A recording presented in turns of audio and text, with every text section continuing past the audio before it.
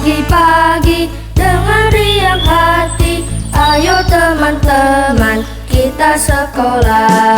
Bangun pagi-pagi dengan riang hati, pamit ayah bunda minta restunya.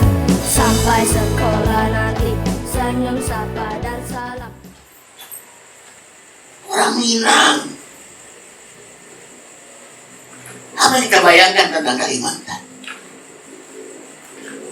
Kehidupan yang susah. Pernahkah kita datang ke Balikpapan, bahwa Balikpapan jauh lebih modern daripada Jakarta?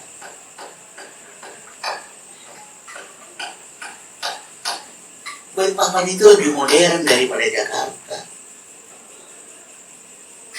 Negeri yang kalau jam 2 malam jalan-jalanannya dipel. Kebayang gak sih jalanan dipel gitu ya? Ya di sana. Karena di sana jarang kebakaran, mungkin suntuk juga pemadam kebakaran. Akhirnya tiap malam itu mobil pemadam kebakaran itu keluar ngepel jalanan, disiram, dilap, disiram, dilap, disiram, dilap. Hidup mahal memang, karena maklumlah kebanyakan bule gitu ya. Kalau di Timika udah jarang bule, kalau di Freeport udah jarang bule, di sana udah banyak bule kan. Biaya hidup mahal. Tapi jangan takut, gaji juga gede. Dan kalau pengen hidup murah gampang, cari orang Jawa. Makan di warung Jawa, selesai. Orang Jawa gak pernah serakah.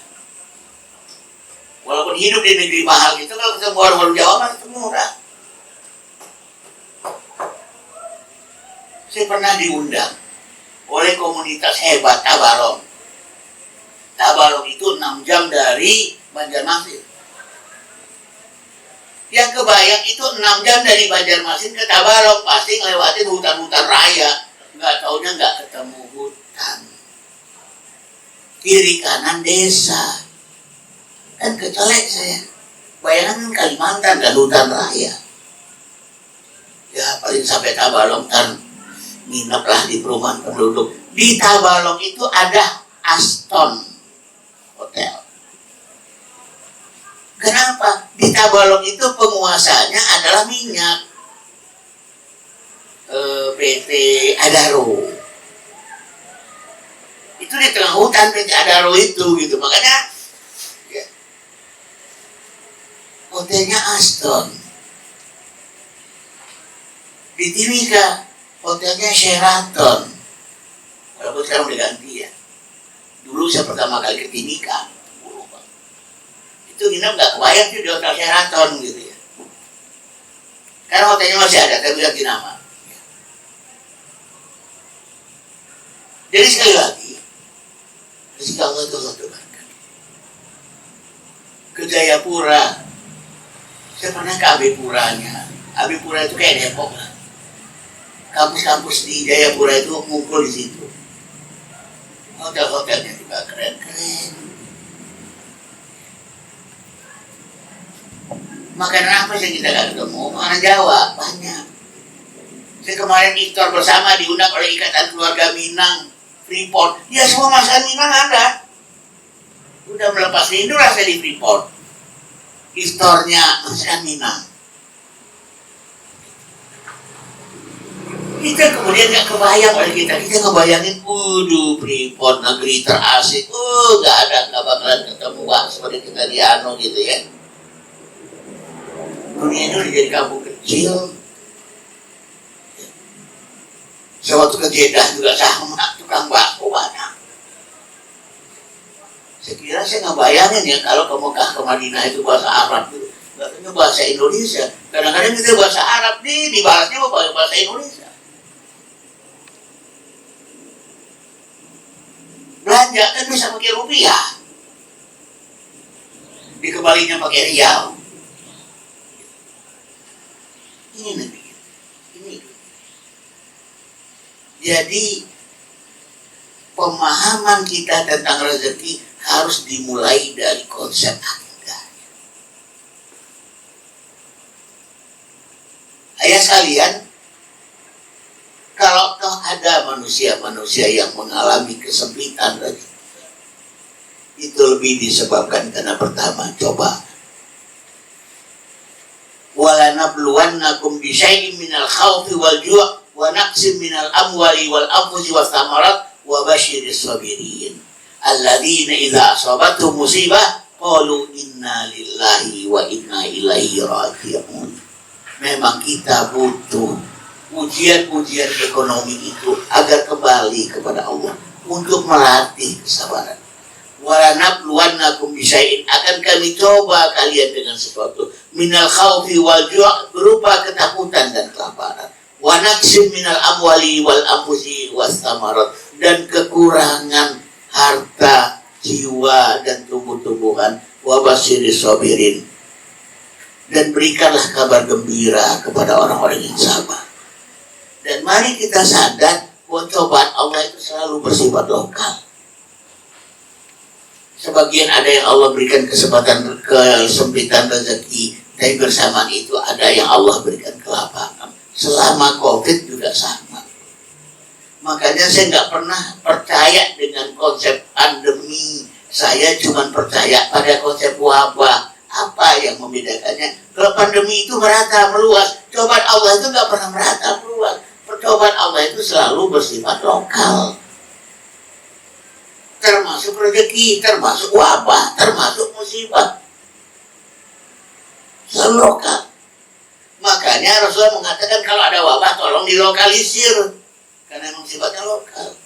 Agar yang di dalam nggak bisa keluar, yang di luar nggak boleh masuk ke dalam. Yang di dalam kalau kena dia diobatin, kalau sehat di karantina, nggak boleh keluar. Yang berada di luar wabah tetap beraktivitas seperti biasa, bahkan lebih. Kenapa? Anda sekarang punya fardu kifayah yang baru. Apa fardu kifayahnya? Menghidupi orang di dalam wabah. Jangan kemudian orang sehat pun dikriminalisasi. Kamu kan OTG. Dalam ilmu kedokteran dan ilmu psikologi, orang tanpa gejala sama dengan sehat. Selesai. Para dokter saya ingat, dan alhamdulillah sesama dokter ya, Dokter Yuwono, wahai para dokter taubatlah gitu. Saya senang banget tuh Dokter Yuwono gitu. Ada lupa ilmu Anda? Ya, tapi kan Anda bisa jadi carrier. Semua manusia juga carrier. Mau saya tes psikotes, pasti ada yang carrier. Ada yang carrier schizofren, ada yang carrier psikopat, ada yang carrier paranoid, ada yang carrier lah depresi. Semua manusia juga carrier. Jadi takut-takutin dong, orang sehat ini perlu membantu orang sakit. Jangan kemudian dibatasi macam-macam, gak ada cerita. Dan saya bersyukur selama 2021 saya mendapatkan laporan dari tiket.com bahwa saya masih berjalan 126.000 km. Bukan saya tidak ingin mentaati protokol, bukan. Saya lebih ingin mentaati ajaran agama tentang rezeki, ajaran agama tentang musibah, ajaran agama tentang wabah. Wabahnya saya akui. Dan apa yang kita yakini kejadian, saya kena kok. Tapi nyantai aja, bahkan suruh tes nggak mau. Udah pokoknya saya kena, saya tahu gejala-gejalanya. 10 hari saya hanya kerja, akhirnya nongkrong di hotel. Tapi istri saya sama sekali nggak pernah. Nah, jadi persoalannya satu, cobaan.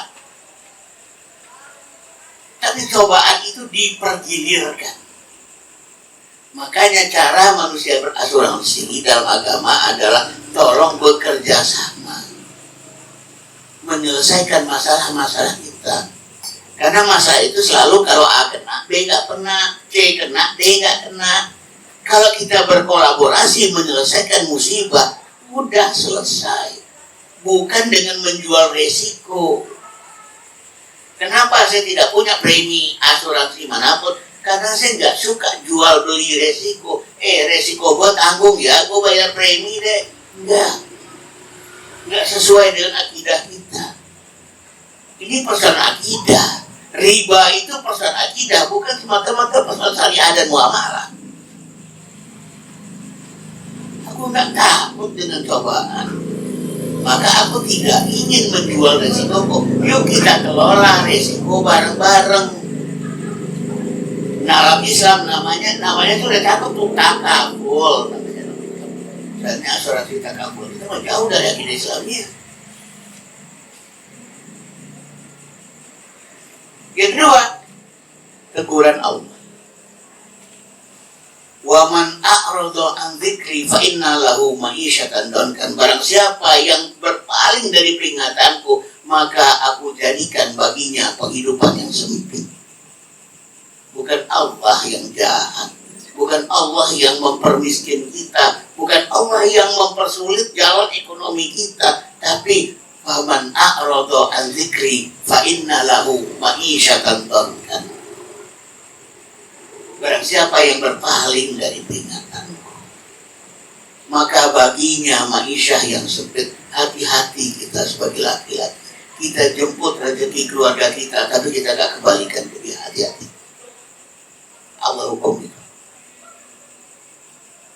Saya melihat banyak manusia, dia jemput rezeki keluarganya, tapi dia gunakan untuk dia nikmati sendiri. Gimana gak sumpah serapah anak-anak kita? Kita ini sebenarnya sebagai laki-laki udah beruntung. Kita jemput rezeki mereka, sebagian besar penikmatnya kita kok.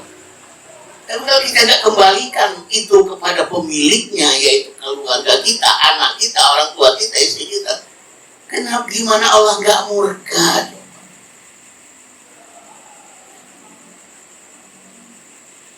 Berangkat pagi, pulang sore, tapi nggak bawa uang, bawa utang.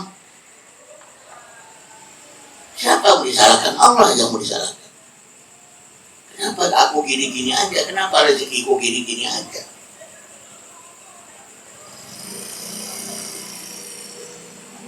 Ayah kandung dari anak-anak diri saya menikahi seorang perempuan yang saat itu perempuan itu masih bersuami, sesama Kristen Dayak.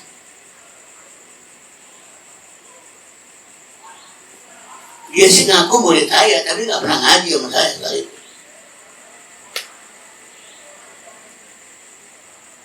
Ma'isyatan donkan, ma'isyah yang sempit. Tapi kemudian dia mengatakan di dalam surat Al-Fajr, ya, Tuhanku telah menghinakanku. Itu ada rangkaian kisah dalam surat Al-Fajr. Fa'amal insana idza mabtalahu rabbuhu fa'akramahu wa na'amahu fayaqulu rabbi akraman. Wa idza mabtalahu faqaddara 'alaihi rizqahu fayaqulu rabbi ahanan. Kalla bal la tukrimuna al-yatim wa la tahadduna 'ala ta'amil miskin wa ta'kuluna at-turasa aklan lamma wa tuhibbuna al-mala hubban jamma. Tolonglah syarat-syarat itu kita penuh. Dan ketika manusia itu dicoba, tapi kemudian Allah itu memberikannya kenikmatan, kemudian dia mengatakan Tuhanku telah memuliakan. Wa idza mabtalahu faqadara 'alaihi rizqahu. Ketika dia dicoba dengan membatasi rezekinya, dia mengatakan Rabbi ahana, Tuhan telah menghina aku. Kala balla, sekali-kali tidak. Balla tukrimuna al-yatim, kalian itu tidak memuliakan anak yatim. Wala tahadduna 'ala ta'amil miskin, tidak menyerukan untuk memberikan makan orang miskin. Dan seterusnya. Allah tidak akan menghinakan kita. Tapi persyaratan untuk memenuhi rezeki Allah ini yang kita lakukan. Bukan belajar kepada kaum kapitalis gimana caranya mau kaya. Sekarang adik saya pernah bertanya, Bang, udah, saya telah melakukan semua strategi kapitalis untuk menjadi kaya, tapi kenapa aku gak jadi kaya? Salahnya satu, kamu jadi kapitalis dulu, baru akan kaya dengan cara-cara kapitalis. Selama kamu menjadi muslim, tapi kamu menggunakan cara kapitalis untuk menjadi kaya, gak akan kaya. Kenapa? Di hatimu saja sudah bertarung, sudah perang batin, gimana mau nyantai? hati pun sudah perang batin. Syaratnya satu, tinggalkan agamamu, pindah ke kapitalisme, sukses. Tapi kalau kamu menjadi muslim, carilah cara-cara muslim untuk menjadi manusia sukses secara ekonomi. Saya nggak bicara tentang teori-teori menjadi kaya, saya hanya akan bicara tentang ajaran Islam, tentang makmur, tentang kaya.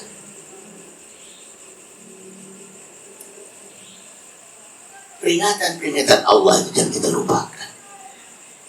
Bagian dari upaya kufur nikmat, azabku amat pedih. Kalau udah kufur itu azabku amat pedih. Duit kita gunakan untuk yang enggak.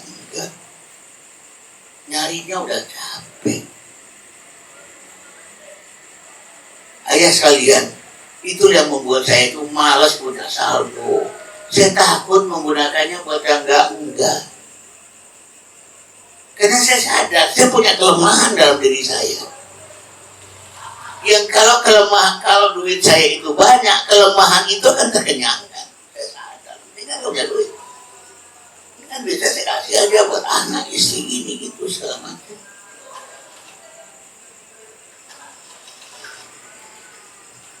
Lemah dan buruknya ikhtiar dalam mencari nafkah. Kalimat yang sering digunakan bukan amal tapi ikhtiar. Apa bedanya amal sama ikhtiar? Ikhtiar itu berasal dari kata khiyar dan khair. Khiyar artinya memilih, sama dengan istikharah. Khair artinya baik. Memilih di antara berbagai macam amal, carilah yang terbaik. Cari yang paling efektif, cari yang paling efisien, cari yang paling halal, cari yang paling barokah. Itu dinamakan dengan ikhtiar. Apa itu ikhtiar? Ahsanu amala, amal yang terbaik. Sehingga dengan demikian kita tidak dihabiskan waktu kita untuk cari nafkah. Kita masih punya anak yang perlu kita asuh, kita punya keluarga yang harus kita pimpin. Saya seringkali mengatakan smart work, bukan hard work. Bukan kerja keras, tapi kerja cerdas. Itulah ikhtiar. Kalau sekedar hard work itu namanya amal. Tapi ahsanu amala, amal yang terbaik itu disebut ikhtiar. Strategi pencapaian nafkah. Seandainya kita bisa seperti Nabiullah Ibrahim alaihissalam. Wa idzibtala Ibrahim rabbuhu bikalimatin fa'atammahun. Ingatlah ketika kami coba Ibrahim dengan beberapa tugas, fa'atammahunna, dia selesaikan dengan optimal. Qala inni ja'iluka linnasi imama. Allah berkata, aku jadikan engkau imam atas manusia. Pemimpin. Ada satu hal yang saya sangat syukuri beberapa hari ini. Saya udah bertahun-tahun menangani psikotes di Pulau Bangka Belitung, di Provinsi Kepulauan Bangka Belitung. Sekarang tahun ke-10. Tiba-tiba saya punya lembaga di situ namanya Lab ID. Tiba-tiba pimpinan Lab ID ngabarin ke saya, Bang, kita sekarang kebanjiran proyek, Pak. Jadi yang sekarang ini psikotes. Alhamdulillah. Kenapa bisa begitu? Ya, pesaing keras kita yang dari Semarang tiba-tiba nggak dapat proyek lagi di sini. Jadi ini ada fenomena menarik. Sebelumnya si bos ini ngomong ke saya, Bang, bisa nggak harga diturunin, Bang? Karena pesaing-pesaing kita ini lagi pada banting harga, Bang.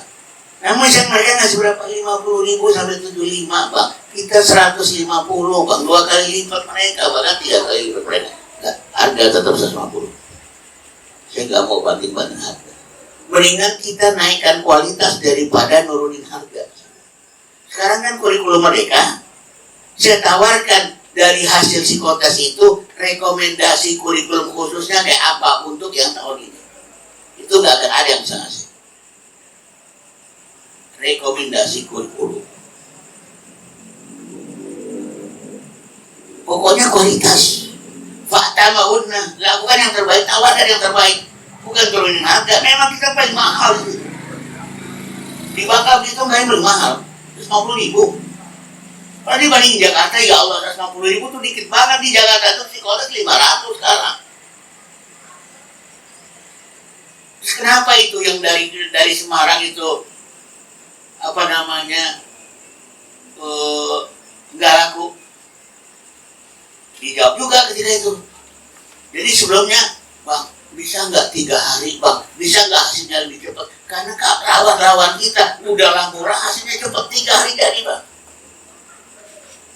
Bisa saya bikinkan aplikasinya yang membuat begitu data di entry hasilnya langsung simsalabim jadi dalam ukuran sepersekian detik. Tapi tetap saya tidak ingin keputusan itu dibuat oleh komputer. Keputusan itu tetap saya yang buat sebagai seorang psikolog. Dan alhamdulillah rupanya dari Semarang itu hasil komputer, hasil mesin, hasil Excel langsung dikasih. Saya nggak pernah mau. Saya harus validasi dan verifikasi dulu sebagai seorang psikolog. Akhirnya janji Allah itu terbukti seperti Nabi Ibrahim. Wa idzibtala Ibrahim rabbuhu bikalimatin fa'atammahunna qala inni ja'iluka linnas. Ingatlah ketika kami uji Ibrahim dengan beberapa kalimat, dengan beberapa tugas-tugas, dia selesaikan dengan sempurna, dengan ihsan, dengan perfect. Maka Allah katakan, kamu akan menjadi penguasa. Imam Linnas, alhamdulillah, mudah-mudahan ini akan berjalan terus ke depan, bahwa lembaga saya di Bangka Belitung sekarang menjadi penguasa psikotes di sekolah-sekolah. Padahal yang paling mahal. Allah udah memberikan janjinya kok. Tapi tolong fatamahunna. Jangan malah kemudian, kebetulan ada beberapa sekolah Muhammadiyah, dia cuma bisa berani bayar dikit. Tetap saya bilang, selesaikan dengan sempurna.